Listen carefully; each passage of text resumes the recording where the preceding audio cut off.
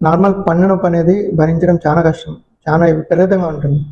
So, పంటి నొప్పి అనేది ట్రీట్మెంట్ చేసుకోలేని సిట్యుయేషన్‌లో ఆ పంటి నొప్పి అనేది వస్తుంది. సో, ఈ టైంలో ఆ పన్ను నొప్పి భరించడం అనేది అసలు ఎంత కష్టంగా ఉంటుంది. Hello guys. సో, ఒక సిట్యుయేషన్ చెప్తాను. ఇమాజిన్ చేసుకోండి ఎంత కష్టంగా ఉంటుందో. మనకి ఆ జ్ఞానదంతాల్లో పన్ను పుచ్చి నొప్పొస్తుంది. మనకి తినడానికే వీలు లేనంత నొప్పొస్తుంది. జ్ఞానదంతాలు అందులోనూ మనం ఎట్టి పరిస్థితి కాపాడలేము. సో, చాలా వరకు తీసేయాల్సి ఉంటుంది. కాపాడుకునే ఛాన్సెస్ చాలా తక్కువ.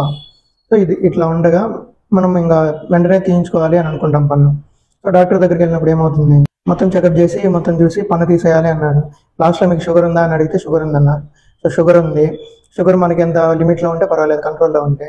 లేదు, కంట్రోల్‌లో లేదు, ఎక్కువ ఉంది. సో, ఇదొకటి. షుగర్ ఉంటే పన్ను తీయలేము. ఆ షుగర్ కంట్రోల్ అయ్యేంత వరకు పంటి నొప్పికి మందులు వేసుకుందాం అని అనుకుంటే feeding mother. So, feeding mother అప్పుడు ఏం చేస్తాం, మనకి హై యాంటీబయాటిక్స్ అలాగే రెగ్యులర్ పెయిన్ కిల్లర్స్ పెట్టలేము. సో, ఇట్లా ఈ సిచ్యువేషన్‌లో ఏంది, ఇట్లా పన్ను నొప్పికి పన్ను తీసుకోలేరు. ప్లస్ బేబీ ఫీడింగ్ వల్ల నార్మల్ మెడికేషన్ కూడా వేసుకోలేము. సో, నొప్పి ఉంటుంది. సో, దీని ట్రీట్మెంట్ ఏం చేయాలా, పన్ను అయితే తీసుకోవాలంటే షుగర్ తగ్గాలి. షుగర్ తగ్గడానికి ఇంకొంత టైం పడుతుంది, వెంటనే ఏం తగ్గదు. సో, ఆ షుగర్ తగ్గేంత వరకు పంటికి ట్రీట్మెంట్ అనేది చేసుకోలేము. నేను చెప్పేది ఏంటంటే, పన్ను ఏమైనా ఎక్కడైనా పుచ్చు ఉంటే వెంటనే నొప్పి రాకముందే ఆ పుచ్చు పన్నుకి సిమెంట్ అయితే పెట్టించుకోండి. సో, దీని ద్వారా ఏమవుతుందనంటే పన్నుకు ఉన్న పుచ్చు అక్కడితో ఆగిపోయి ఇంకా స్ప్రెడ్ అవ్వదు, అక్కడితో ఆగిపోతుంది అనమాట. సో, మీకు ఎప్పుడైనా మళ్ళీ నొప్పి వచ్చేంత వరకు ఆగారు అని అనుకోండి, ఇంకా పంటికే ట్రీట్మెంట్ చేయలేని సిచ్యువేషన్లో ఉంటుంది.